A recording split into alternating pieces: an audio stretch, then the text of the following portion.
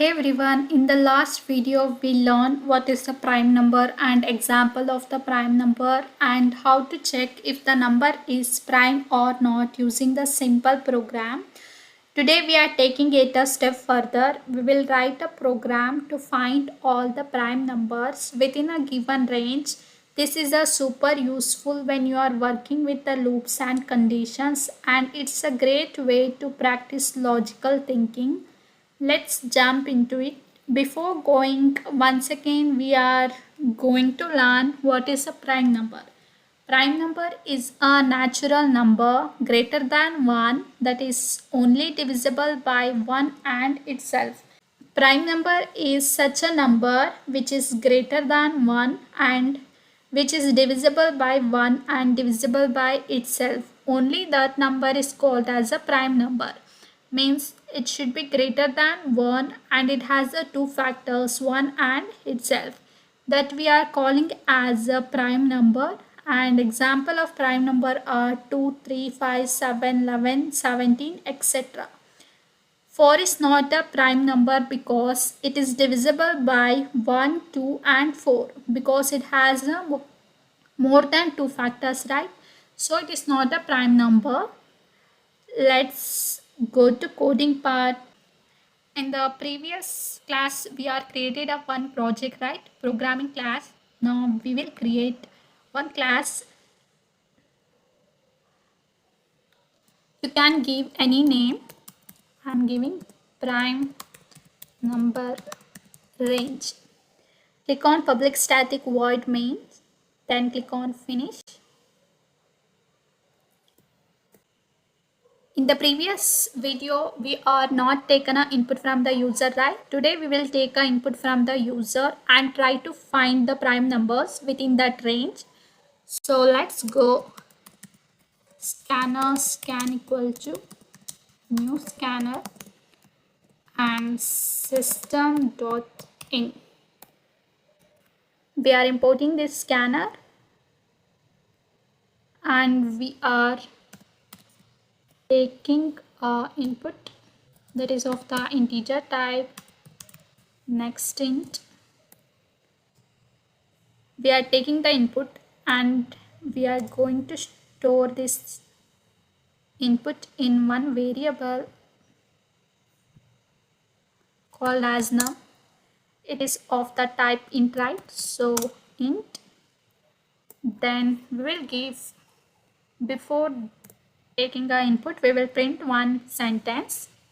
Sysout. It is the short form for system.out.println. Enter the number.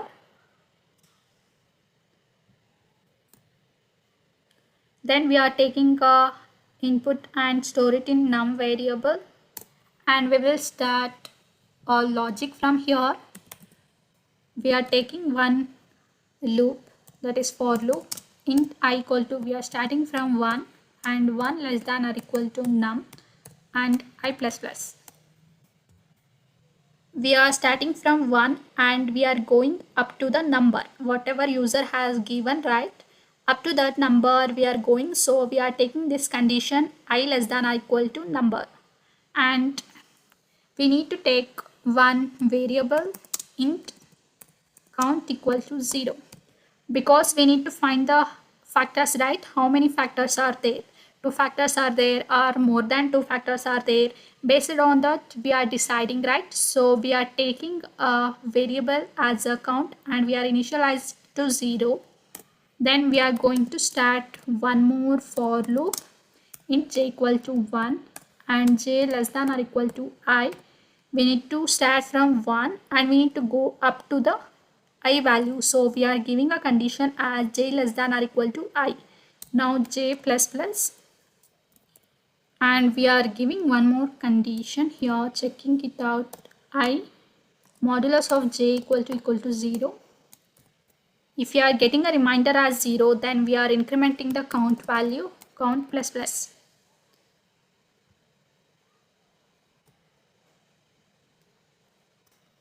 Now if we get the count value as exactly 2, then we are printing I value. this is how we are writing it out. I will explain the logic with an example. So first we are going to run and take a one user input, and we are going to learn the logic, how it will be work and everything. So run. See here, enter the prime number. So we are given a sentence, right? Enter the prime number. So we are getting that, enter the number, and we will take 3. Now before getting output, let's think what are the prime numbers within a 3. 2 and 3, right? So we need to get that output. Let's see, 2 and 3, right? Now let's go here, user entering the 3. So we are store it in variable called as a num. Now num value is 3. We are coming here to the loop part, and we are taking here I as 1, and we are checking here condition I less than or equal to number, that is 1 less than or equal to num. Condition is true, right? We will write here so that you will get one clarity. I is 1, right? Now we are checking a condition that is 1 less than or equal to 3. Condition is true, so we are coming inside this for loop, and we are initialize the count to 0. Now count value is 0. So we are coming for the next loop, that is the for in j equal to 1, j less than or equal to I, j plus plus. Now j value is 1, right? Now we are checking a condition 1 less than or equal to, what is the I value? I value is 1, right? So condition is true, so we are coming inside this for loop, and we are giving one more condition here, that is 1 modulus of 1 equal to, here if you are dividing the I and j, we are getting a reminder as 0, right? So condition is true, so we are coming here and we are incrementing the count value, so count become 1.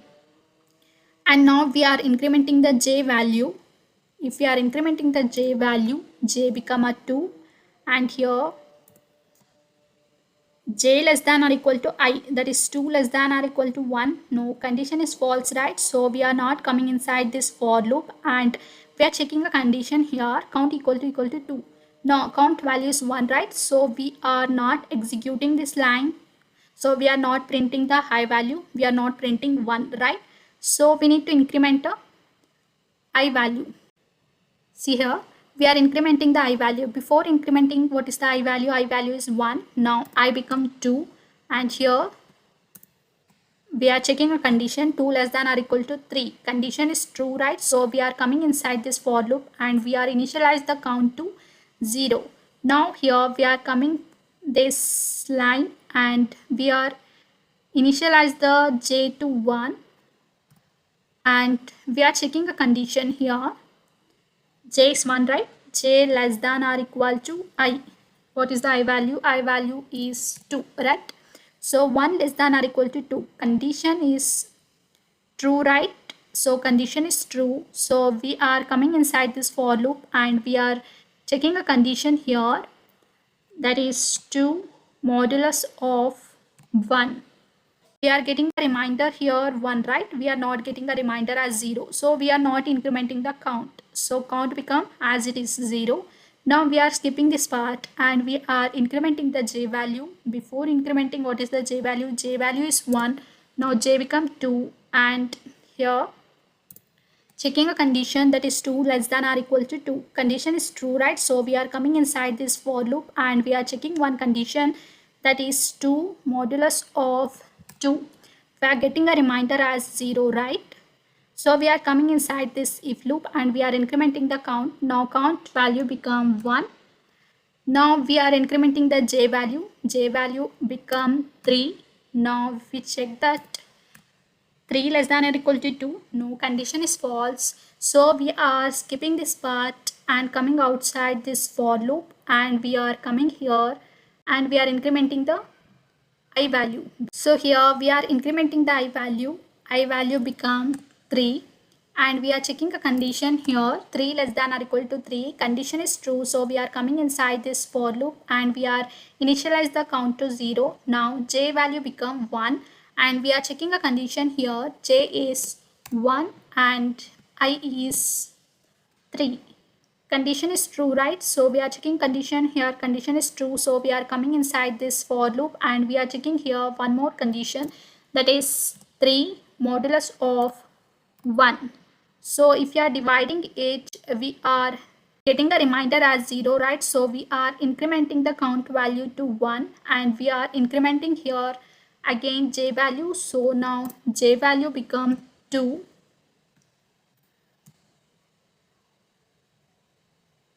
Now here 2 is less than or equal to 3. Condition is true, right? So we are coming here and we are entering this.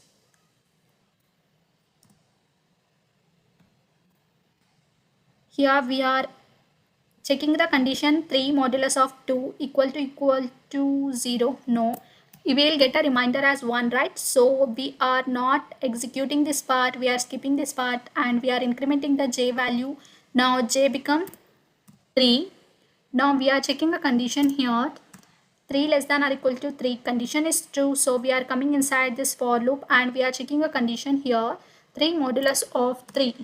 We are getting a reminder as 0. So here we are getting a reminder as 0. So we are coming inside this if loop and we are incrementing the count value. Now count value become 2 and here we are incrementing the j value. Now j become 4 and we are checking a condition 4 less than or equal to 3. No, condition is false, right? So here,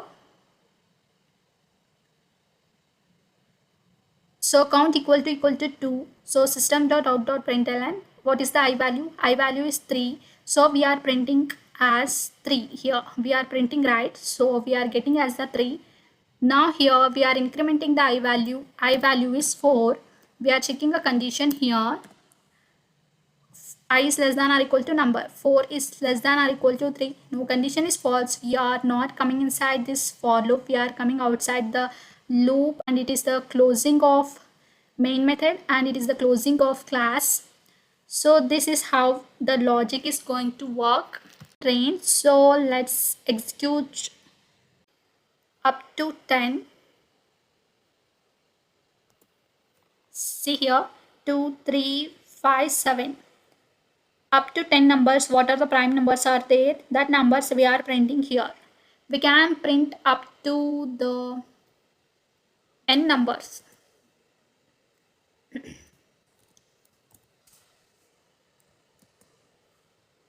Let's run. We are giving 100. Let's see 2, 3, 5, 7, 11, 13, 17, 19 up to 100. What are the prime numbers are there, that prime numbers we are getting here as a output. And that how you can find the prime numbers within the given range. This concept is really useful for both the interviews and coding practice. If you found this video is helpful, don't forget to like, share and follow for more tech bites every day.